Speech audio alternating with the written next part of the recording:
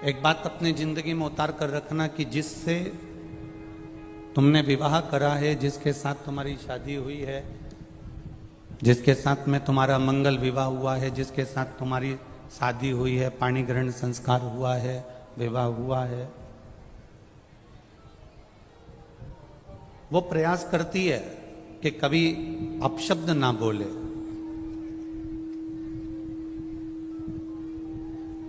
पति भी प्रयास करता है कि अपनी धर्म पत्नी को आड़ा टेढ़ा शब्द का संबोधन ना दिया जाए।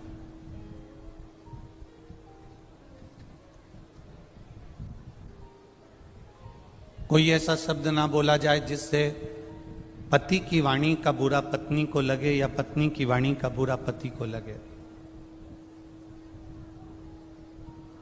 ऐसा कोई शब्द, ऐसा कोई संबोधन, ऐसी कोई वाणी पत्नी भी नहीं बोलना चाहती और पति भी नहीं बोलना चाहता।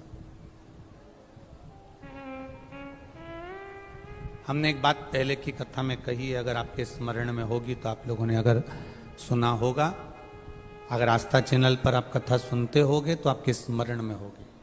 हमने पहले भी कथा में कहा, ना पति बुरा होता है, ना पत्नी बुरी होती है, ना सास बुरी होती है, ना बहू बुरी होती है, ना भाई बुरा होता है, ना देवरानी बुरी होती है, ना जेठ बुरा होता है, ना जेठानी बुरी होती है, ना हम बुरे होते हैं, ना हमारा रिश्तेदार बुरा होता है।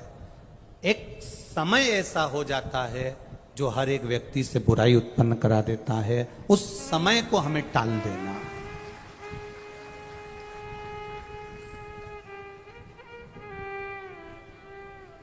सरस्वती माता कब सावित्री बन जाती हैं, कब सावित्री माता सरस्वती बन जाती हैं, कब पार्वती दुर्गा बन जाती हैं, कब पार्वती माँ काली बन जाती हैं, कब लक्ष्मी वैकुंठी बन जाती हैं, कब माता लक्ष्मी अपने आनंद सुख को देने वाली धान्य लक्ष्मी, संतान लक्ष्मी, वैभव लक्ष्मी, सिद्ध लक्ष्मी, प्रतिष्ठा लक्ष्मी बन जाती हैं। समय का कोई ठिकाना नहीं होता। व्यक्ति बुरा नहीं है, घर में आने वाली तुम्हारी बहू बुरी नहीं है।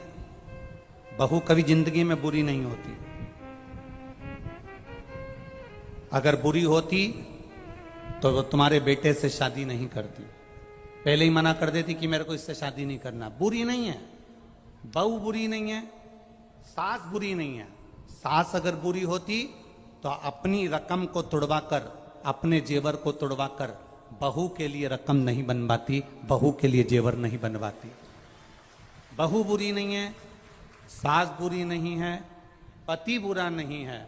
परिस्थितियां कुछ ऐसी बन जाती हैं, कुछ समय की घड़ी, पल, क्षण, चक्र ऐसा चल जाता है जिसके कारणवश हमारे भीतर बुरा हमको नजर आने लगता है, बुरा हमको दिखने लगता है।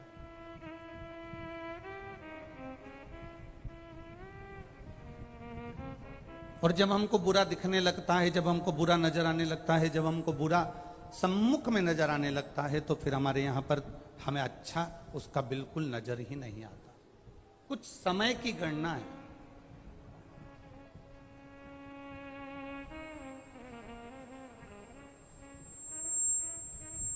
हम कर्म कर कर भूल जाते हैं, पर हमें भान नहीं हो पाता कि हमने कर्म कौन सा करा।